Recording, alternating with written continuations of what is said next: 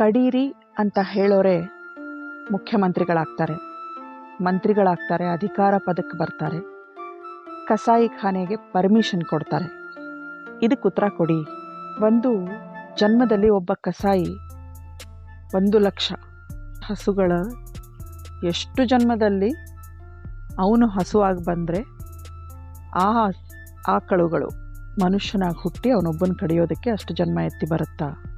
ಎಷ್ಟು ಹಾಸ್ಯಾಸ್ಪದ. ನಮಸ್ಕಾರ, ನಮ್ಮ ಪರಂಪರಾಗೆ ಸ್ವಾಗತ. ಏನಿವತ್ತು ಪ್ರಶ್ನೋತ್ತರ ಸಂಚಿಕೆ ಅಲ್ಲ, ಆದರೂ ಪ್ರಶ್ನೆಗಳನ್ನು ಹೇಳ್ತಾ ಇದ್ದೀನಿ ಅಂತಿದ್ದೀರಾ.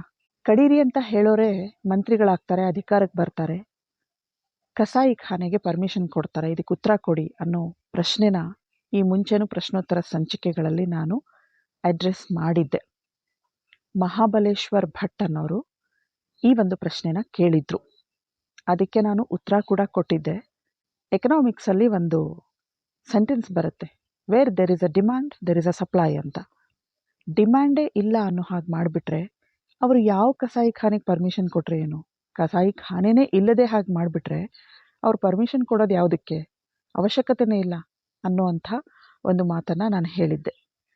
ಅದೂ ಅಲ್ಲದೇನೆ ಯಾರನ್ನ ಅಧಿಕಾರಕ್ಕೆ ಕೂರಿಸ್ಬೇಕು, ಯಾರನ್ನ ಮಂತ್ರಿಗಳ ಪಟ್ಟದ ಮೇಲೆ ಏರಿಸಿ ಆ ಗದ್ದುಗೆ ಮೇಲೆ ಕೂರಿಸ್ಬೇಕು ಅನ್ನೋದು ನಮ್ಮ ಕೈಯಲ್ಲೇ ಇರುತ್ತೆ. ಆದರೆ ಇವತ್ತು ನಾವೆಲ್ಲರೂ ನಮ್ಮ ಕರ್ತವ್ಯನ ಸರಿ ಮಾಡಿದ್ದೀವ? ನಮಗೆಲ್ಲ ಚಾಯ್ಸು ಇತ್ತು, ಅವ್ರನ್ನ ಆರಿಸಿ ಕೂರಿಸಬಾರ್ದು ಅಂತ ಹೇಳೋದು. ನೀವಾ ಕೆಲಸ ಮಾಡಿದ್ದೀರಾ? ಇಲ್ಲ, ನಾನಾ ಕೆಲಸ ಮಾಡಿಲ್ಲ, ನಾವ್ಯಾರೂ ಆ ಕೆಲಸ ಮಾಡಿಲ್ಲ. ಅಂದಮೇಲೆ ಆ ಕೆಲಸ ಮಾಡಿರೋರು ಯಾರು? ಯಾರಿಗೆ ಕಸಾಯಿಖಾನೆಯ ಪರ್ಮಿಷನ್ ಬೇಕೋ ಅವರು ಅಂಥ ಕೆಲಸ ಮಾಡಿ ಅವ್ರನ್ನ ಗದ್ದುಗೆ ಮೇಲೆ ಕೂರಿಸಿದ್ದಾರೆ. ನಮ್ಮೆಲ್ರಿಗೂ ಗೊತ್ತು ನಾವು ಆ ಕೆಲಸವನ್ನು ಮಾಡಿಲ್ಲ ಅಂತ. ಇಲ್ಲಿ ಯಾರ್ಯಾರು ಮಾನವೀಯ ಕಳಕಳಿ ಇದೆಯೋ, ಯಾರ್ಯಾರಿಗೆ ಇವೆಲ್ಲ ಕಸಾಯಿಖಾನೆಯ ಪರ್ಮಿಷನ್ ಕೊಡಬಾರ್ದು, ಈ ಹಿಂಸೆ ಮಾಡಬಾರ್ದು ಅನ್ನೋ ಕಳಕಳಿ ಯಾರಿಗಿದೆಯೋ ಅವ್ರು ಯಾರೂ ಈ ಕೆಲಸ ಮಾಡಿಲ್ಲ. ಹಾಗಿದ್ರೆ ಮಾಡಿರೋರು ನಮ್ಮ ನಿಮ್ಮಂಥ ಜನಗಳೇ. ಬದಲಾವಣೆ ಅನ್ನೋದು ಎಲ್ಲಾಗಬೇಕು? ರಾತ್ರೋರಾತ್ರಿ ಬದಲಾವಣೆ ಆಗ್ಬಿಡತ್ತೆ ಅನ್ನೋದು ಖಂಡಿತ ಸುಳ್ಳು. ಆಗೇ ಬಿಡತ್ತೆ ಅಂತ ಹೇಳಲ್ಲ, ಆ ಥರ ಎಕ್ಸ್ಪೆಕ್ಟೇಷನ್ನೂ ಇಲ್ಲ ಅಂತ ಹೇಳಿದ್ದೀನಿ ಎಷ್ಟೋ ಸಾರಿ. ಇದು ಯಾವುದು ರಾತ್ರೋರಾತ್ರಿ ಆಗಿರೋವಂಥದ್ದು, ಆಗೋ ಅಂಥದ್ದಲ್ಲ. ಆದರೆ ನಿರಂತರ ಪ್ರಯತ್ನ ಪಡೋದ್ರಿಂದ ಖಂಡಿತ ಒಂದು ದಿನ ಬದಲಾವಣೆ ಅನ್ನೋದು ಎಂಥ ದುಷ್ಟನ ಮನಸ್ಸಲ್ಲೂ ಬಂದೇ ಬರುತ್ತೆ. ಈ ದುಷ್ಟರನ್ನ ಬದಲಾಯಿಸುವಂಥ ಕೆಲಸ ಯಾರ್ದು ಅಂತ ನಾನು ಹೇಳಿದ್ದೆ, ಸನ್ಯಾಸಿಗಳದು. ಯಾಕೆಂದರೆ ಅವರಿಗೆ ಹಿಂದು ಮುಂದೆ ಇರಲ್ಲ, ಯಾರ ಮೇಲೂ ಡಿಪೆಂಡ್ ಆಗಬೇಕಾಗಿಲ್ಲ, ಯಾರೂ ಅವ್ರ ಮೇಲೆ ಡಿಪೆಂಡ್ ಆಗಿರೋದಿಲ್ಲ. ಹಾಗಾಗಿ ಅವರು ಇಂಥ ಕೆಲಸ ಮಾಡಬೇಕು ಅಂತ ಹೇಳಿದ್ವಿ.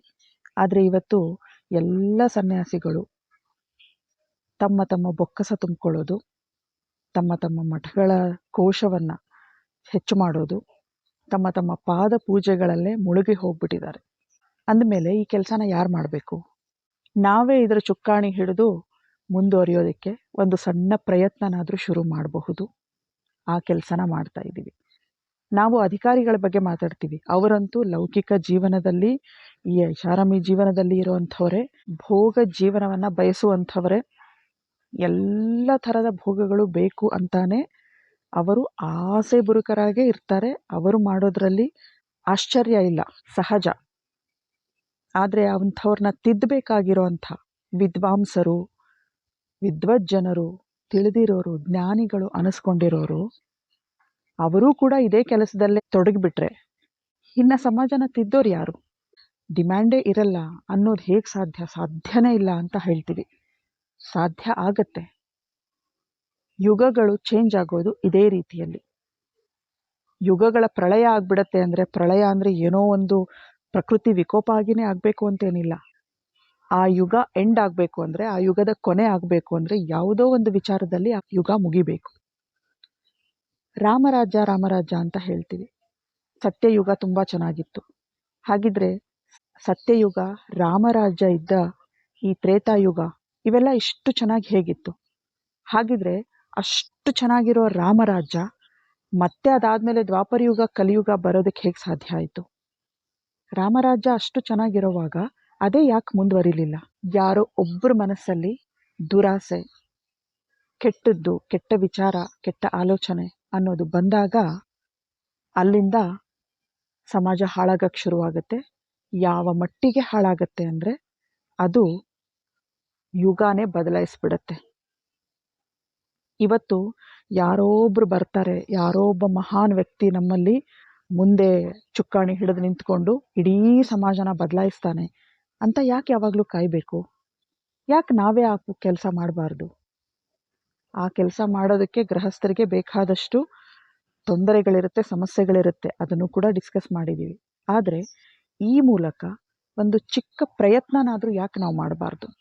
ಈ ಪ್ರಶ್ನೆಗೆ ನಾನು ಆನ್ಸರ್ ಮಾಡಿದ್ದೆ ಅಂತ ಹೇಳಿದಾಗ ಅವರಿಗೆ ನಾನು ಹೇಳಿದ್ದೆ, where there is a demand there is a supply ಅಂತ ಹೇಗಿದೆಯೋ ಅದೇ ರೀತಿ where there is a will there is a way ಅಂತ ಕೂಡ ಒಂದು ಜನರಲ್ ಸ್ಟೇಟ್ಮೆಂಟ್ ಇದೆ. ನಾವೆಲ್ಲರೂ ಹೇಳ್ತಾ ಇರ್ತೀವಿ, ಮನಸ್ಸಿದ್ದರೆ ಮಾರ್ಗ ಖಂಡಿತ. ಅವರು ಮನಸ್ಸು ಮಾಡ್ತಿಲ್ಲ, ಯಾರು ಮಾಡಬೇಕಾಗಿದೆಯೋ ಈ ಕರ್ತವ್ಯನ ಮಾಡ್ತಿಲ್ಲ, ಯಾಕೆ ನಾವೇ ಮಾಡಬಾರ್ದು? ನಾವು ಹಾಗಿದೆ ಹೀಗಿದೆ ಅಂತ ಕಂಪ್ಲೇಂಟ್ ಮಾಡಿಕೊಂಡೇ ಓಡಾಡೋದ್ರಲ್ಲಿ ಯಾಕೆ ನಮ್ಮ ಜೀವನನ ಕಳಿಬೇಕು? ಈ ವಿಷಯಗಳನ್ನೆಲ್ಲ ಯಾರಿವತ್ತು ನಮ್ಗೆ ಹೇಳ್ಕೊಡ್ತಾ ಇದ್ದಾರೆ? ಒಂದು ಕಡೆ ವಿದ್ವಜ್ಜನರು ಅಂತ ಅನ್ಸ್ಕೊಂಡಿರೋರು, ಎಲ್ಲ ಜ್ಞಾನ ಪಡ್ಕೊಂಡಿರೋರು, ವೇದಗಳ ಬಗ್ಗೆ ಗೊತ್ತಿರೋರು, ವೇದಗಳ ನಿಯಮ ಗೊತ್ತಿರೋರು ಯಾರು ಇವತ್ತು ಈ ವಿಷಯನ ಹೇಳ್ತಾ ಇಲ್ಲ. ಭಕ್ತಿ, ಪೂಜೆ, ಪ್ರಾರ್ಥನೆ, ಯಜ್ಞ ಪ್ರತಿಯೊಂದಕ್ಕೂ ಕೂಡ ಒಂದೊಂದು ಅರ್ಥ ಇದೆ. ಯಾರಿವತ್ತು ಈ ನಿಟ್ಟಿನಲ್ಲಿ ಪ್ರಯತ್ನ ಮಾಡ್ತಾ ಇದ್ದಾರೆ? ಗೊತ್ತೇ ಇಲ್ಲ. ಇವನ್ ಅಧಿಕಾರದಲ್ಲಿ ಕೂತ್ಕೊಂಡಿರೋರ್ಗೂ ಕೂಡ ನಾವು ಒಂದಿನ ನಾಶ ಆಗಿ ಹೋಗ್ತೀವಿ, ಪಾಪಕ್ಕೆ ಯಾವುದೇ ಪರಿಹಾರ ಇಲ್ಲ ಅನ್ನೋ ವಿಚಾರ ಗೊತ್ತಿಲ್ಲ. ಎಲ್ಲರೂ ಜನರಿಗೆ ಇಷ್ಟ ಆಗೋ ಸುಳ್ಳನ್ನೇ ಹೇಳ್ತಾರೆ ಹೊರತು ಕಷ್ಟ ಆಗೋ ಸತ್ಯ ಯಾರೂ ಹೇಳಲ್ಲ. ಸತ್ಯ ಎಲ್ರಿಗೂ ಅಪ್ರಿಯ ಮತ್ತು ಕಹಿ ಆಗುತ್ತೆ. ನಿಜವಾಗ್ಲೂ ಇರೋದು ಏನು ಅಂತಂದರೆ, ಯಾವುದೇ ಪಾಪಕ್ಕೆ ಪರಿಹಾರ ಅನ್ನೋದು ಇಲ್ಲ. ಅನುಭವಿಸಲೇಬೇಕು, ಬೇರೆ ದಾರಿ ಇಲ್ಲ. ಅದರಲ್ಲೂ ಮ್ಯಾಕ್ಸಿಮಮ್ ಇಲ್ಲೇ ಅನುಭವಿಸ್ತೀವಿ. ಇನ್ಯಾವುದೋ ಸ್ವರ್ಗ, ಇನ್ಯಾವುದೋ ನರಕ ಅನ್ನೋದಿಲ್ಲ. ಎಲ್ಲ ಇರೋದು ಇಲ್ಲೇ. ಲೋಕಗಳು ಅಂತ ಎಲ್ಲೂ ಇಲ್ಲ. ನಾವೆಲ್ಲೋ ಹೋಗಿ ಅನುಭವಿಸ್ತೀವಿ ಅನ್ನೋದಿಲ್ಲ. ಇಲ್ಲೇ ಅನುಭವಿಸ್ಬೇಕು. ನಾವು ಈ ಜನ್ಮದಲ್ಲೇ ಅನುಭವಿಸಬೇಕು, ಅಥವಾ ಇನ್ಯಾವುದೋ ಜನ್ಮ ಆದ್ರೂ ಇಲ್ಲಿ ಬಂದೇ ಅನುಭವಿಸ್ಬೇಕು. ಇದನ್ನ ಅವರಿಗೆ ಅರ್ಥ ಆಗೋ ಹಾಗೆ ಮನವರಿಕೆ ಮಾಡಿಕೊಟ್ರೆ ಪಾಪ ಮಾಡುವಾಗ ಒಂದು ಸ್ವಲ್ಪ ಆದರೂ ಹಿಂಜರಿತಾರೆ. ಇದ್ರ ಬಗ್ಗೆ ಆನ್ಸರ್ ಮಾಡುವಾಗ ಹಾಗೆ ಈ ಕಡಿಯೋದ್ರ ಬಗ್ಗೆ ನಾನು ಹೇಳಿದ್ದೆ, ಅವರ ಕರ್ಮಫಲ ಅವರನ್ನ ಖಂಡಿತ ಹುಡುಕೊಂಡು ಬರುತ್ತೆ. ಏತತ್ ಪಕ್ತಾರಂ ಪಕ್ವಃ ಪುನರಾವಿಶಾತಿ ಅನ್ನೋ ಮಂತ್ರದ ಮೂಲಕ ಹೇಳಿದ್ದೆ, ಹುಡುಕೊಂಡು ಬರುತ್ತೆ. ಹಾಗೆ ಯಾರು ಎಷ್ಟು ಸಾರಿ ಕಡಿತಾರೋ ಅಷ್ಟು ಸಾರಿ ಕಡಿಸ್ಕೊಳ್ಳೋಕ್ಕೆ ರೆಡಿಯಾಗಿರಬೇಕು. ಇದೇ ಕರ್ಮ ರಿಟರ್ನ್ಸ್ ಅಂತ ಕೂಡ ಹೇಳಿದ್ದೆ. ಆದರೆ ಅದನ್ನು ಅವರು ಅವರ ಮಾನವೀಯ ಕಳಕಳಿ, ಅವರ ಪ್ರಾಣಿಗಳ ಬಗ್ಗೆ ಇರೋ ಕಳಕಳಿ ನನಗೆ ಖಂಡಿತ ಅರ್ಥ ಆಗತ್ತೆ. ಅವರು ತುಂಬ ಜ್ಞಾನಿಗಳು. ಆ್ಯಕ್ಚುಲಿ ಅರ್ಥ ಮಾಡ್ಕೊಂಡಿದ್ರೆ, ಸ್ವಲ್ಪ ಯೋಚನೆ ಮಾಡಿದರೆ ಈ ಕ್ವೆಶನ್ನಲ್ಲಿ ಫುಲ್ ಆನ್ಸರ್ ಅಡಗಿದೆ ಅನ್ನೋದು ಅವ್ರಿಗೆ ಅರ್ಥ ಆಗ್ತಿತ್ತು. ಯಾಕೋ ಅವರು ಅಷ್ಟು ಗಮನಿಸಿ ಕೇಳಿಲ್ಲ ಅಂತ ಅನಿಸುತ್ತೆ. ಅದಕ್ಕೆ ನಾನೇ ಬಿಡಿಸಿ ಹೇಳ್ತೀನಿ. ಉಪಲಕ್ಷಣ ಅಂತ ಹೇಳ್ತೀವಿ ಅಂತ ಹೇಳಿದೆ. ಕನ್ನಡದಲ್ಲಿ ಉಪಲಕ್ಷಣ ಅಂತೀವಿ. ರೆಪ್ರೆಸೆಂಟೇಟಿವ್ ಅಂತ ಅಂದರೆ ಒಂದು ಪ್ರತಿನಿಧಿತ್ವವಾಗಿ ಹೇಳ್ತೀವಿ. ಗಾಂ ಮಾ ಹಿಂಸಿಹಿ ಅಂತ ನಾನು ಹೇಳಿದ್ದೆ. ಅಂದರೆ ಗೋವುಗಳನ್ನು ಸಾಯಿಸಬೇಡಿ, ಹಿಂಸೆ ಮಾಡಬೇಡಿ. ಗೋವುಗಳು ಅಂದರೆ ಬರೀ ಗೋವುಗಳ, ಬೇರೆ ಪ್ರಾಣಿಗಳೇನು ಪಾಪ ಮಾಡಿವೆ? ಪಾಪ ಕೋಳಿ, ಕುರಿಗಳು, ಎತ್ತು, ಹಸು, ಹಂದಿಗಳು ಅವೇನು ಪಾಪ ಮಾಡಿದೆ? ಅವು ಕೂಡ ಅಮಾಯಕ ಪ್ರಾಣಿಗಳೇ ಅಲ್ವಾ, ನಿಷ್ಪಾಪ ಪ್ರಾಣಿಗಳೇ ಅಲ್ವಾ. ಅನಾಗೋ ಹತ್ಯಾ ವೈ ಭೀಮ ಅಂತ ಹೇಳಿದ್ದೆ. ಅದರಲ್ಲಿ ಪ್ರತ್ಯೇಕವಾಗಿ ಕೂಡ ಇದೆ. ಗಾಂ ಮಾ ಹಿಂಸಿಹಿ, ಅಶ್ವಂ ಮಾ ಹಿಂಸಿಹಿ, ಊರ್ಣಾಯಂ ಮಾ ಹಿಂಸಿಹಿ, ಉತ್ಸಂ ಮಾ ಹಿಂಸಿಹಿ ಅಂತ ಬೇಕಾದಷ್ಟು ಮಂತ್ರ ಭಾಗಗಳಿದೆ ವೇದಗಳಲ್ಲಿ. ಗಾಂ ಮಾ ಹಿಂಸಿಹಿ ಅಂದರೆ ಗೋವು. ಗೋವು ಅಂದರೆ ಗೋವನ್ನು ಎಲ್ಲ ಪ್ರಾಣಿಗಳನ್ನು ಪ್ರತಿನಿಧಿಸ್ತಾ ಇರೋದು ಅಂತಷ್ಟೇ ಹೇಳಿದ್ದೆ. ಅಂದರೆ ಅದು ಒಂದು ಪ್ರತಿನಿಧಿಯಾಗಿ, ಉಪಲಕ್ಷಣ ಆಗಿ ಹೇಳ್ತಾ ಇರೋದು ಬಿಟ್ಟರೆ ಗೋವು ಅಂದರೆ ಪರ್ಟಿಕ್ಯುಲರಾಗಿ ಗೋವು ಅಂತಾನೆ ಅಲ್ಲ. ಅಷ್ಟಕ್ಕೂ ಅದಕ್ಕೆ ಇನ್ನೊಂದು ಅರ್ಥ ಏನಿದೆ, ಯಾವುದೆಲ್ಲ ಚಲಿಸುತ್ತದೋ ಅದೆಲ್ಲ ಗೋವು ಅಂತ ಹೇಳಿದ್ದೆ. ಅದಕ್ಕೆ ಗಾಮ್ ಅಂತ ಹೇಳ್ತಾರೆ. ಗಮಲ್ರ ಗತವು ಅನ್ನೋ ಮೂಲ ಧಾತುವಿನಿಂದ ಈ ಒಂದು ಪದ ಬರುತ್ತೆ ಅಂತ ಹೇಳಿದ್ದೆ. ಅಶ್ವಮ್ಮ ಹಿಂಸಿಹಿ, ಅಶ್ವ ಅನ್ನೋದಕ್ಕೂ ಕೂಡ ಅಶುಭಕ್ಷಣೆ ಅನ್ನೋ ಮೂಲ ಧಾತು ಇದೆ. ಅಶ್ವ ಅಂದರೆ ಯಾವುದೆಲ್ಲ ತಿನ್ನುತ್ತದೋ ಅದಕ್ಕೆ ಅಶ್ವ ಅಂತ ಹೇಳ್ತಾರೆ. ಅದೇ ರೀತಿ ಊರ್ಣಾಯಂ ಅಂದರೆ ಕುರಿ, ಯಾವುದಕ್ಕೆ ತುಪ್ಪಟ ಇರುತ್ತೋ. ಉತ್ಸಮ್ ಅಂತಂದರೆ ಎತ್ತುಗಳು. ಎಲ್ಲ ಬರೀ 4 ಕಾಲಿನ ಪ್ರಾಣಿಗಳು ಅಂತಲ್ಲ, ಎಲ್ಲ ಕ್ರಿಮಿಕೀಟಗಳು ಅನ್ನೋದಕ್ಕೆ ಚಲಿಸುವುದು ಯಾವ್ದ್ಯಾವ್ದಿದೆಯೋ, ತಿನ್ನುವಂಥದ್ದು ಯಾವ್ದ್ಯಾವ್ದಿದೆಯೋ, ಅಂದರೆ ಜೀವಾತ್ಮಗಳು ಯಾವುದ್ರಲ್ಲೆಲ್ಲ ಇದೆಯೋ ಅವೆಲ್ಲವೂ ಕೂಡ ಪ್ರಾಣಿಗಳೇ. ಅವುಗಳೆಲ್ಲವನ್ನು ನಮ್ಮನ್ನು ಸೇರಿಸಿ ಹಿಂಸೆ ಅನ್ನೋದನ್ನು ಮಾಡಬಾರ್ದು, ಅಹಿಂಸೆ ಪಾಲನೆ ಮಾಡಬೇಕು ಅನ್ನೋದಕ್ಕೆ ಹೇಳೋದಕ್ಕೋಸ್ಕರ ನಾನು ಉಪಲಕ್ಷಣವಾಗಿ ಹೇಳದೆ ಹೊರತು ಪ್ರತಿ ಸಾರಿ ಅಂದರೆ ನಾನಲ್ಲೆಲ್ಲೂ ಇದನ್ನು ಯೂಸ್ ಮಾಡಿರ್ಲಿಕ್ಕಿಲ್ಲ ಉಪಲಕ್ಷಣ ಅನ್ನೋ ಪದನ. ಎಷ್ಟು ಸಾರಿ ಹಸುಗಳನ್ನ ಕಡಿತಾರೋ ಅಷ್ಟು ಸಾರಿ ಹಸುಗಳಾಗಿ ಹುಟ್ಟು ಬರ್ತಾರೆ ಅಂದರೆ ಅವ್ರು ಹಸುಗಳಾಗೇ ಹುಟ್ಟಿ ಬರಬೇಕು ಅಂತಿಲ್ಲ. ನಮ್ಮ ಪ್ರಪಂಚದಲ್ಲಿ ಇಡೀ ವರ್ಲ್ಡಲ್ಲಿ 8.7 ಮಿಲಿಯನ್ ಸ್ಪೀಶೀಸ್ ಇದೆ. ಅಷ್ಟು ತರಹದ ಪ್ರಾಣಿ ವರ್ಗಗಳಿದೆ. 8.7 ಹಿಡಿದು 100 ಟ್ರಿಲಿಯನ್ವರೆಗೂ ಅಂತ. ಯಾರು ಎಕ್ಸಾಕ್ಟಾಗಿ ಇಷ್ಟೇ ಸ್ಪೀಶೀಸ್ ಅಂತ ಕಂಡುಹಿಡಿಯೋಕ್ಕಾಗಿಲ್ಲ. ಒಂದು ರಿಸರ್ಚ್ ಮೇಲೆ ಇಷ್ಟು ಅಂತ ಹೇಳಿದ್ದಾರೆ. ಅಷ್ಟು ಪ್ರಾಣಿ ವರ್ಗಗಳಿದೆ. ಅಂದರೆ ಅಷ್ಟು ಕ್ರಿಮಿ ಕೀಟಗಳು, ಈ ಮೈಕ್ರೋ ಆರ್ಗ್ಯಾನಿಸಮ್ ಅಂತ ಹೇಳ್ತಾರೆ, ಅವನ್ನೂ ಸೇರಿಸಿ, ಎಷ್ಟೋ ಕಣ್ಣಿಗೆ ಕಾಣದ ಬ್ಯಾಕ್ಟೀರಿಯಾಸ್ನೂ ಸೇರಿಸಿ 8.7 ಮಿಲಿಯನ್ನಿಂದ 100 ಟ್ರಿಲಿಯನ್ವರೆಗೂ ಅಷ್ಟು ಜೀವರಾಶಿಗಳಲ್ಲಿ ಏನಾಗಾದರೂ ಹುಟ್ಟಿ ಬರಬಹುದು. ಅಷ್ಟಕ್ಕೂ ಅವರು ಒಬ್ಬ ಕಸಾಯಿ ಒಂದು ಜನ್ಮದಲ್ಲಿ 1 ಲಕ್ಷನೋ 10 ಲಕ್ಷನೋ ಅಂತ ಹೇಳಿದ್ದಾರೆ, ಅಷ್ಟು ಲಕ್ಷ ಹಸುಗಳನ್ನು ಕಡಿತಾನೆ.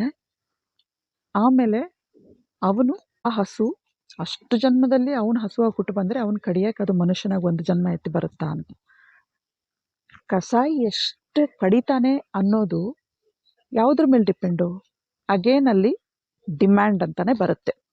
ಈಗ ಆ ಕಸಾಯಿಗೆ 100 ಆರ್ಡರ್ಸ್ ಇದೆ ಅಂದ್ಕೊಳ್ಳಿ, ಅಂದರೆ 100 ಹಸು ಬೇಕು ನಮಗೆ. ಹಸುನೇ ಅಂತಲ್ಲ, ಯಾರಾದರೂ ಕಸಾಯಿ ಅಂದರೆ ನಾವು ಬರೀ ಹಸು ಬಗ್ಗೆ ಕರುಣೆ ಇರಬಾರ್ದು. ಎಲ್ಲ ಪ್ರಾಣಿಗಳು, ನಿಷ್ಪಾಪ ಪ್ರಾಣಿಗಳು, ಅಮಾಯಕ ಪ್ರಾಣಿಗಳನ್ನು ಕೊಲ್ಲಬೇಡಿ ಅಂತಾನೆ ಇರೋದು. ಈ ಎಲ್ಲ ಪ್ರಾಣಿಗಳ ಬಗ್ಗೆ ನಮ್ಮ ಕಳಕಳಿ ಇದೆ. ಆಕಳನ್ನೇ ತಗೊಳ್ಳೋಣ. ಹಸುಗಳನ್ನು ಒಂದು ಜನ್ಮದಲ್ಲಿ ಒಬ್ಬ ಕಸಾಯಿ 1 ಲಕ್ಷ ಹಸುಗಳು ಅಂತ ಹೇಳಿದ್ದಾರೆ. ನಾನು 100 ಅಂತ ಅಂದ್ಕೊಳ್ಳೋಣ. 100 ಹಸುಗಳನ್ನು ಅವನು ಕಡಿತಾ ಇರೋದು ಯಾರಿಗೋಸ್ಕರ? 100 ಆರ್ಡರ್ಸ್ ಇದೆ ಅಂತ ತಾನೆ. ನಾವೇನೋ ಒಂದು ಅಂಗಡಿಗೆ ಹೋಗಿ ಏನೋ ಒಂದು ಆರ್ಡ್ರ್ ಮಾಡಿದ್ರೆ, ಒಂದು ಹೋಟ್ಲಿಗೆ ಹೋಗಿ ಆರ್ಡ್ರ್ ಮಾಡಿದ್ರೆ ಅಷ್ಟು ಆರ್ಡ್ರ್ ಇದೆ, ಅಷ್ಟೇ ಸಪ್ಲೈ ಕೊಡ್ತಾರೆ ಅವರು, ಅಷ್ಟನ್ನೇ ರೆಡಿ ಮಾಡ್ತಾರೆ. ಹಾಗೆ ಅವನಿಗೆ ಯಾರು ಆ 100 ಜನ ಆರ್ಡ್ರ್ ಕೊಟ್ಟಿದ್ದಾರೋ ಅವರ ಲೆಕ್ಕಕ್ಕೆ ತಾನೇ ಕರ್ಮ ಹೋಗುತ್ತೆ. 100 ಹಸುಗಳನ್ನ ಅವನು ಕಡ್ದಿದ್ದಾನೆ ಅನ್ನೋ ಮಾತ್ರಕ್ಕೆ ಅವನು ಕಡ್ದು ಎಲ್ಲ ಹಸುಗಳನ್ನ ಅವನೇ ತಿಂತಾನ? ಅಥವಾ ಯಾವುದೇ ಪ್ರಾಣಿನಾಗಲಿ ಎಷ್ಟು ಕಡಿತಾ ಇದ್ದಾನೋ ಕಡ್ದೆಲ್ಲಾನು ಅವನೇ ತಿಂತಾ ಇದ್ದಾನ ಕಸಾಯಿ ಅವನು? ಅವನಿಗೆ ಆರ್ಡ್ರ್ಸ್ ಯಾರು ಕೊಟ್ಟಿರ್ತಾರೋ, ಅಂದರೆ ಅದನ್ನು ಯಾರು ಅನುಭವಿಸ್ತಾರೋ, ಯಾರಿಗೆ ಡಿಮ್ಯಾಂಡ್ ಇದೆಯೋ, ಯಾರಿಗೆ ಅದು ಬೇಕು ಅಂತಿದೆಯೋ ಅವರ ಲೆಕ್ಕದಲ್ಲಿ ಕರ್ಮ ಹೋಗುತ್ತೆ. ಅವನು ಒಂದು ಜನ್ಮದಲ್ಲಿ 1 ಲಕ್ಷ ಹಸುಗಳನ್ನೇ ಕೊಂದಿರಲಿ, 1 ಲಕ್ಷದಲ್ಲಿ ಆ 1 ಲಕ್ಷ ಹಸುಗಳನ್ನು ಕಡ್ದಿರೋನೇ ತಿಂತಾನ? ಅವನು ಕಸಾಯಿನ ಮಾತ್ರ ಅಲ್ಲ, ಅವರವರ ಆಹಾರವನ್ನು ಮನೆಯಲ್ಲಿ ಎಷ್ಟೋ ಜನ ಚಿಕ್ಕ ಚಿಕ್ಕ ಪ್ರಾಣಿಗಳನ್ನು ಅವರೇ ಕಡಿದು ತಿಂತಾರೆ. ಆ ಪಾಪ ಎಲ್ಲ ಅವ್ರಿಗೆ, ಅಂದರೆ ಯಾರು ಅದನ್ನು ಭೋಗಿಸ್ತಾರೋ ಅವರಿಗೆ ತಾನೇ ಪಾಪ ಬರೋದು. ಅಫ್ಕೋರ್ಸ್ ಕಸಾಯಿಗೂ ಬರುತ್ತೆ, ಯಾಕೆಂದರೆ ಅವನು ಆ ಕೆಲಸದಲ್ಲಿ ಇರೋದ್ರಿಂದ. ಆದರೆ ಎಲ್ಲ 10 ಲಕ್ಷ ಅಥವಾ 1 ಲಕ್ಷ ಹಸುಗಳ ಪಾಪ ಅವನಿಗೇ ಬರೋದು ಅಂತ ಹೇಳೋಕ್ಕಾಗಲ್ಲ. ನೀವೆಲ್ಲರೂ ಈ ಯೂಟ್ಯೂಬ್ ಮುಖಾಂತರ ಕೈ ಜೋಡಿಸಿದ್ದೀರಾ ನನ್ನ ಜೊತೆ ಅಂದರೆ ಇಷ್ಟು ಜನ ಇದ್ದಾರೆ. ನಮ್ಮ ಕರ್ನಾಟಕದಲ್ಲೇ 6 ಕೋಟಿ ಪ್ಲಸ್ ಜನ ಇದ್ದಾರೆ. ಇಷ್ಟು ಜನರಲ್ಲಿ ನೀವಿಷ್ಟು ಜನರು ಮಾತ್ರ ಆಧ್ಯಾತ್ಮಕ್ಕೆ ಬಂದಿದ್ದೀರಿ ಅಂತಂದರೆ ನಾವೆಲ್ಲ ಏನೋ ಒಂದು ಪರ್ಪಸ್ಗೋಸ್ಕರ ಹುಟ್ಟಿದ್ದೀವಿ. ಅಂದರೆ ನಮ್ಮಿಂದಾನೇ ಈ ಕ್ರಾಂತಿಯ ಒಂದು ಚಿಕ್ಕ ಪ್ರಯತ್ನ ಯಾಕಾಗಬಾರ್ದು? ಯಾರೋ ಒಬ್ಬ ಯುಗ ಪುರುಷ ಬಂದು ಬದಲಾವಣೆ ಮಾಡ್ತಾನೆ ಅನ್ನೋದೇನೂ ಇಲ್ಲ ಇಲ್ಲಿ. ನಾವೇ ಯುಗ ಪುರುಷರು. ಆ ಯುಗ ಪುರುಷರಾಗುವಂಥ ಪ್ರಾರಂಭದ ಪ್ರಯತ್ನವನ್ನು ನಾವೆಲ್ಲ ಯಾಕೆ ಮಾಡ್ಬಾರ್ದು? ಅವರ ಕಳಕಳಿ ಇವತ್ತು ನನಗೆ ಅರ್ಥ ಆಗ್ತಿದೆ. ಅವರು ಪ್ರತಿ ಸಾರಿ ಅದೇ ಕ್ವಶನನ್ನು, ಅದೇ ಪ್ರಶ್ನೆನ ಕೇಳ್ತಿದ್ದಾರೆ ಅಂದರೆ ಅವರಿಗೆ ಎಷ್ಟು ಹಾಸ್ಯಾಸ್ಪದ ಅಂತ ಯಾಕೆ ಅನಿಸಿದೆ ಅಂದರೆ ಅವರಲ್ಲಿ ಆ ನೋವು ಇದೆ. ಪ್ರಾಣಿಗಳ ಬಗ್ಗೆ ಆ ಕಳಕಳಿ ಇರೋದ್ರಿಂದ ಆ ನೋವಿನಿಂದಾಗಿ ಅವರು ಇಷ್ಟೆಲ್ಲ ಕೇಳ್ತಿದ್ದಾರೆ ಅಂದಮೇಲೆ ಯಾಕೆ ಯಾರೋ ಬಂದು ಮಾಡಲಿ ಅಂತ ನಾವು ಅಂದ್ಕೊಳ್ಳೋದು? ಅಷ್ಟಕ್ಕೂ ನಮ್ಮ ಕೈಯಲ್ಲೇ ಇದೆ. ಯಾರಿಗೆ ನಾವು ಕಸಾಯಿಖಾನೆಗೆ ಪರ್ಮಿಷನ್ ಕೊಡಬಾರ್ದು ಅಂದಿದ್ರೆ ಅದೆಲ್ಲ ಪ್ರಯತ್ನ ನಮ್ಮ ಕೈಯಲ್ಲೇ ಇತ್ತು. ನಾವೇ ಆರಿಸಿ ಕಳಿಸುವಂಥ ಎಲ್ಲ ಅವಕಾಶಗಳು ನಮಗಿತ್ತು, ಚಾಯ್ಸ್ ಇತ್ತು. ನಾವಂಥ ಕೆಲಸ ಮಾಡಿಲ್ಲ ಅಂತಲೂ ನಮಗೆ ಗೊತ್ತು. ಆದರೆ ಯಾರಿಗದು ಬೇಕೋ ಅವರು ಇವತ್ತು ಆರಿಸಿ ಆ ಗದ್ದುಗೆ ಮೇಲೆ ಕೂರಿಸಿರೋದು ಅಂದಮೇಲೆ ಅವರಿಗೆ ಬೇಕಾದ ಕೆಲಸನ ಇವ್ರು ಮಾಡ್ತಾ ಇದ್ದಾರೆ. ಅಫ್ಕೋರ್ಸ್ ಸ್ವಾರ್ಥ ಇದ್ದೇ ಇರುತ್ತೆ. ಅವರವರ ವೋಟ್ ಬ್ಯಾಂಕು ಅವರವರ ಇದನ್ನು ಅವ್ರು ನೋಡ್ಕೊಳ್ತಾರೆ. ಸ್ವಾರ್ಥಕ್ಕೆ ಬಿದ್ದು ಈ ಕೆಲಸ ಮಾಡ್ತಿದ್ದಾರೆ. ಆದರೆ ಹಾಗಂತ ಅವ್ರು ಅನುಭವಿಸದೇ ಇರಲ್ಲ ಅನ್ನೋದಿಲ್ಲ. ಈಗಲೇ ಇಲ್ಲೇ ಎಷ್ಟೋ ಅನುಭವಿಸ್ತಿರ್ತಾರೆ. ಅವರ ಮನಸ್ಸಲ್ಲಿ, ಅವರ ದೇಹದಲ್ಲಿ, ಅವರ ಮನೆಗಳಲ್ಲಿ ಏನೆಲ್ಲ ತೊಂದರೆಗಳಾಗ್ತಿದೆ ಅನ್ನೋದು ನಮಗೆ ಗೊತ್ತಾ? ಎಲ್ಲರಿಗೂ ಇರುತ್ತೆ, ಯಾರೂ ಬಂದು ಹೇಳ್ಕೊಳ್ಳಲ್ಲ. ಅವರು ತೃಪ್ತಿಯಾದ ಊಟ, ನೆಮ್ಮದಿಯಾದ ನಿದ್ದೆ ಮಾಡಲ್ಲ. ನಮ್ಮಷ್ಟು ಚೆನ್ನಾಗಿ ಅವ್ರು ಇರೋದಕ್ಕೆ ಸಾಧ್ಯ ಇಲ್ಲ. ರೈಟ್ ಟು ರೀಕಾಲ್ ಅಂತ ಒಂದು ಕಾನೂನನ್ನು ಸ್ವಲ್ಪ ತುಂಬ ಹಿಂದೆ ತಂದಿದ್ದಾರೆ. ನೋಟ್ಸ್ ಅಂತೇನೋ ಮಾಡಿದ್ದಾರೆ ಅಂತ ಕೇಳ್ಪಟ್ಟೆ, ನಾನು ಮಧ್ಯದಲ್ಲಿ ಕೇಳಿದ್ದು.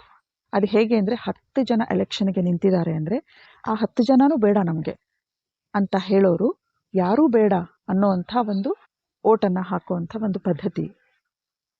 ಅದು ನಿಜವಾಗ್ಲೂ ಜಾರಿಗೆ ಬಂದು ಅದು ಪೂರ್ತಿಯಾಗಿ ಕಾರ್ಯಗತ ಆದರೆ ಇವತ್ತು ನಾವು ಅಂದ್ಕೊಂಡ ಕೆಲಸ ಸ್ವಲ್ಪನಾದರೂ ಆಗಬಹುದು.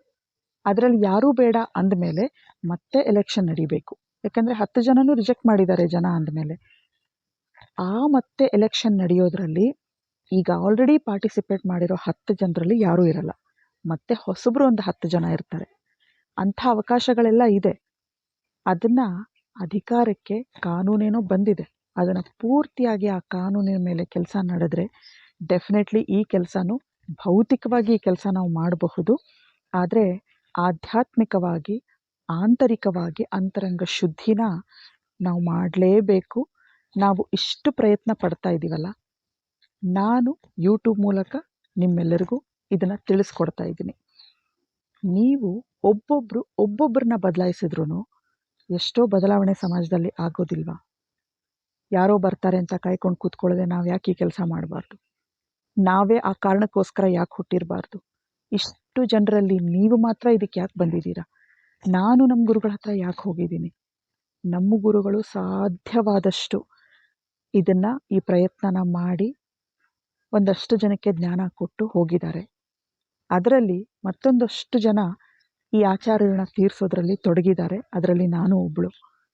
ಕೇಳ್ತಾ ಇರೋ ನೀವೆಲ್ಲರೂ ಕೂಡ ನಿಮ್ಮ ಅಕ್ಕಪಕ್ಕ, ನಿಮ್ಮ ಜೊತೆ ಫ್ರೆಂಡ್ಸು, ರಿಲೇಟಿವ್ಸಲ್ಲಿ ಒಬ್ಬರನ್ನ ನೀವು ಬದಲಾಯಿಸೋದಕ್ಕಾಗೋದಿಲ್ವಾ? ಖಂಡಿತ ಸಾಧ್ಯ ಇದೆ. ಇದು ನಮಗೇನೋ ದೊಡ್ಡ ಕಷ್ಟದ ಕೆಲಸ, ಹೆಂಗೆ ಇಷ್ಟು ದೊಡ್ಡ ಸಮಾಜ ಬದಲಾವಣೆ ಆಗುತ್ತೆ ಅಂತ ಅನಿಸುತ್ತೆ. ಸಾಧ್ಯ ಇದೆ.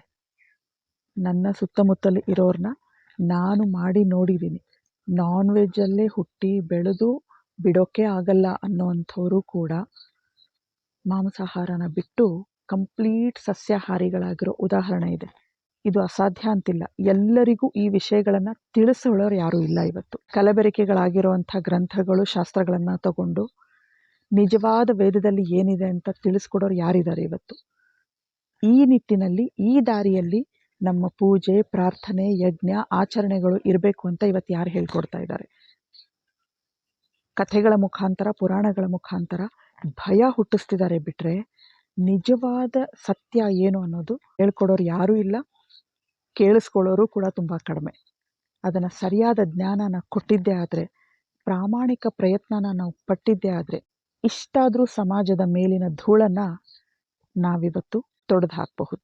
ಈ ಕಲಬೆರಕೆ ಆಗಿರೋ ಶಾಸ್ತ್ರಗಳು, ಗ್ರಂಥಗಳು, ಪುರಾಣಗಳ ಮೂಲಕ, ಕಥೆಗಳ ಮೂಲಕ ತಪ್ಪು ಆಚರಣೆಗಳು, ತಪ್ಪು ಪೂಜೆ, ಪುನಸ್ಕಾರ, ಭಕ್ತಿ, ಪ್ರಾರ್ಥನೆ, ವಿಧಿಗಳನ್ನು ಜನರಲ್ಲಿ ಹೇಳಿಬಿಟ್ಟು ಒಂದು ಭಯ ಹುಟ್ಟಿಸ್ಬಿಟ್ಟು ಆ ಭಯವನ್ನೇ ಎನ್ಕ್ಯಾಶ್ ಮಾಡಿಕೊಂಡು ಇವತ್ತು ವಿದ್ವಾಂಸರು, ವಿದ್ವಜ್ಜನರು, ತಿಳಿದಿರೋರು, ಜ್ಞಾನಿಗಳು ಅನಿಸ್ಕೊಂಡಿರೋರೆಲ್ಲ ಯಾವ ಕೆಲಸನೂ ಮಾಡ್ತಾ ಇಲ್ಲ. ಬದಲಾವಣೆ ಮಾಡೋದಂತೂ ದೂರದ ಮಾತು, ಸರಿಯಾದ ಜ್ಞಾನನೇ ಕೊಡ್ತಾ ಇಲ್ಲ. ಎಷ್ಟೋ ಜನಕ್ಕೆ ಅವರಿಗೆ ಸರಿಯಾದ ಜ್ಞಾನ ಇಲ್ಲ, ಅವ್ರು ಸರಿಯಾಗಿ ಅರ್ಥ ಮಾಡ್ಕೊಂಡಿಲ್ಲ.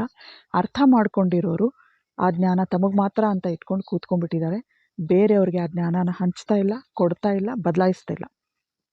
ನೀವೇನು 100-200 ಜನ ಇದ್ದೀರೋ, ನೀವು ಒಬ್ಬೊಬ್ಬರನ್ನ ಚೇಂಜ್ ಮಾಡಿದ್ರೆ ಅಲ್ಲಿಗೆ 400 ಜನ ಆಗೋಯ್ತು. ಹೀಗೆ ಒಬ್ರಿಗೊಬ್ರು, ಅವರು ಮತ್ತೆ ಒಬ್ಬರನ್ನ ಚೇಂಜ್ ಮಾಡಿದ್ರೆ ಎಷ್ಟು ಜನ ಆಗ್ತೀವಿ? ಇದು ನಮ್ಮಿಂದ ಸಾಧ್ಯ ಇದೆ. ಅವರು ಮಾಡ್ತಾ ಇಲ್ಲ ಅಂತ ನಾವು ಕೈ ಚೆಲ್ಲಿ ಸುಮ್ಮನೆ ಕೂತ್ಕೊಳ್ಳೋದು ಬೇಡ. ನೀವೆಲ್ಲರೂ ಯಾವುದೋ ಒಂದು ಪರ್ಪಸ್ಗೆ ಬಂದಿದ್ದೀರಾ. ಎಷ್ಟೋ ಜನರಿಗೆ ಇದನ್ನೆಲ್ಲ ಹೇಳೋವಂಥ ಸಾಮರ್ಥ್ಯ ಇಲ್ಲ, ಜ್ಞಾನ ಇಲ್ಲ ಅನ್ನೋದ್ರ ಜೊತೆಗೆ ಬಹಿರಂಗವಾಗಿ ಎಷ್ಟೋ ವಿಷಯಗಳನ್ನು ಹೇಳೋಕ್ಕಾಗದೇನೆ ಇದೆಲ್ಲ ಹೆಚ್ಚಾಗಿ ಹೋಗ್ತಾ ಇದೆ. ಅದಕ್ಕೆ ಇವತ್ತು ಈ ಮೂಲಕ ನಾನು ನಿಮ್ಮೆಲ್ರಿಗೂ ಕರೆ ಕೊಡ್ತಾ ಇದ್ದೀನಿ. ಯಾಕೆ ನಾವೆಲ್ಲ ಸೇರಿ ಒಂದು ಚೇಂಜನ್ನು ತರಬಾರ್ದು? ಖಂಡಿತ ನಮ್ಮಿಂದ ಸಾಧ್ಯ ಇದೆ. 8.7 ಮಿಲಿಯನ್ ಸ್ಪೀಶೀಸ್ ಇದೆ ಅಂತ ಅಂದಾಜು. ಅಷ್ಟು ಪ್ರಾಣಿ ವರ್ಗಗಳು, ಅಂದರೆ ಅಷ್ಟು ಥರ ಗುಂಪಿನ ಅಷ್ಟು ತರಹದ ಕ್ರಿಮಿ ಕೀಟಗಳು ಬ್ಯಾಕ್ಟೀರಿಯಾಸು ಎಲ್ಲ ಇದೆ. ಅದೆಲ್ಲದರಲ್ಲೂ ಏನಾಗಾದರೂ ಹುಟ್ಟಿ ಬರಬಹುದು.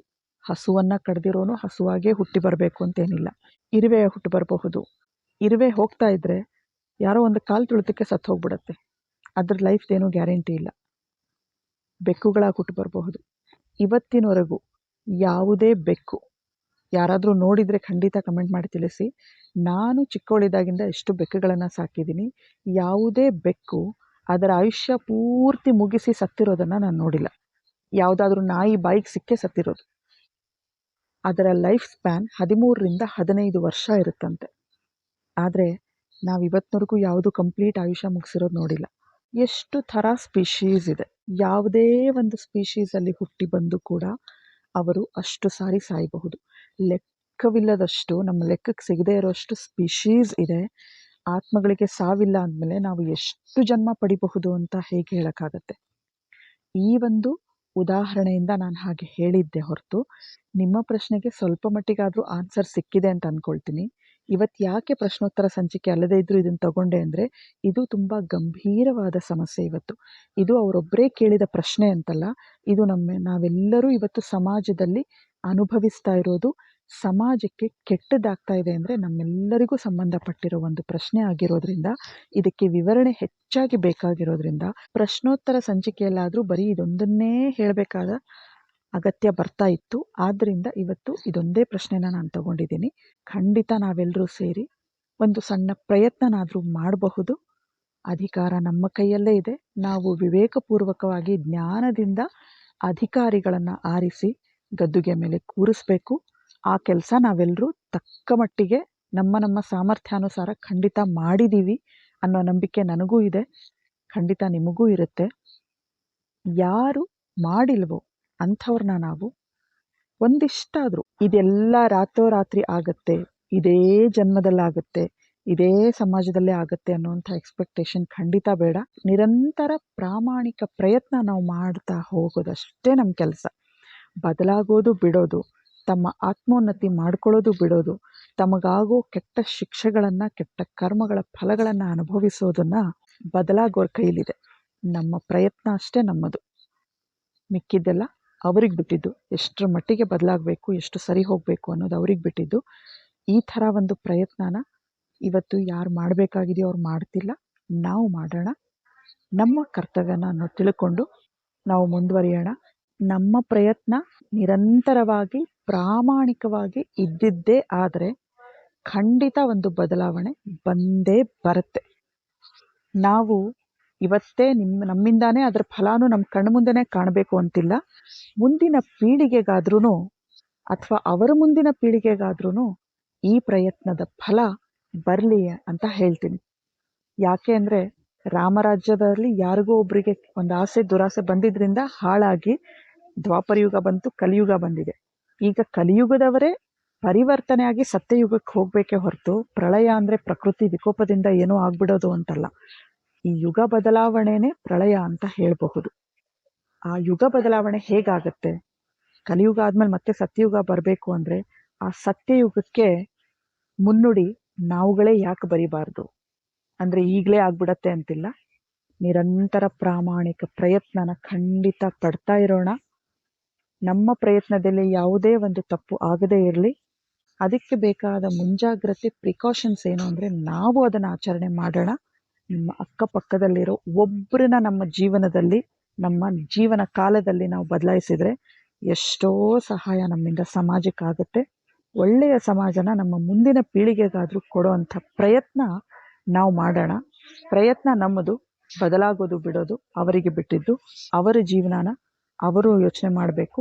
ಅವರ ಪಾಪಗಳಿಂದ, ಕೆಟ್ಟ ಕರ್ಮಗಳಿಂದ ತಪ್ಪಿಸ್ಕೊಳ್ಳುವಂಥ ಪಾಪ ಫಲಗಳನ್ನು, ಕೆಟ್ಟ ಕರ್ಮಗಳ ಫಲಗಳನ್ನು ಸಾಧ್ಯವಾದಷ್ಟು ಕಡಿಮೆ ಮಾಡ್ಕೊಳ್ಳೋ ಚಾಯ್ಸ್, ಅವಕಾಶ ಅವ್ರಿಗೆ ಇದೆ. ನಾವೆಲ್ಲರೂ ಒಂದು ಕಾರಣ, ಒಂದು ಪರ್ಪಸ್ಗಾಗಿ ಹುಟ್ಟಿ ಬಂದಿದ್ದೀವಿ. ಅದನ್ನು ನಾವು ಮಾಡೋಣ. ನಾವೇ ಯಾಕೆ ಯುಗ ಪುರುಷರಾಗಬಾರ್ದು? ನಾವೆಲ್ಲರೂ ಯುಗ ಪುರುಷರಾಗೋಣ ಅಂತ ಹೇಳ್ತಾ ಮುಂದಿನ ಭಾಗದಲ್ಲಿ ಮತ್ತೆ ಸಿಗೋಣ. ನಮಸ್ಕಾರ.